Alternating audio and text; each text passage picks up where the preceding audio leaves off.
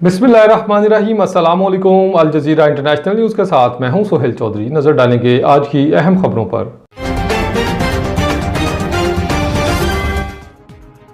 झावरिया सरगोदा से खबर शामिल करते हैं। हमारे नुमाइंदे की रिपोर्ट के मुताबिक अब आपके शहर में लारी अड्डा शाहपुर सिटी में उमर हयात की जानिब से सेल सेल सेल 110 रुपए 110 रुपए। हमारे इस वीडियो में नजर आने वाली तमाम चीजें एक चीज के हिसाब से सिर्फ और सिर्फ 110 रुपए में अपने बावर्ची खाने की जरूरियात को बेहद सस्ते दामों हासिल करने का मौका हासिल करें। जल्दी करें क्योंकि इस दौर में 110 रुपए में क्या मिलता है। आज ही तशरीफ लाएं, इस ऑफर से भरपूर फायदा उठाएं। जरूरत की चीजें 110 रुपए वाली सेल पर हासिल करें। हम सबकी जिंदगी में कुछ बुनियादी अशिया होती हैं जिनके बगैर रोजमर्रा का काम करना मुश्किल हो जाता है। क्या आपने सोचा है कि ये सब चीजें सिर्फ 110 रुपए में मिल सकती हैं? ये कोई ख्वाब नहीं बल्कि हमारी इस अजीम ऑफर की हकीकत है। रिपोर्ट जफर अब्बास, तहसील रिपोर्टर, शाहपुर, झावरिया।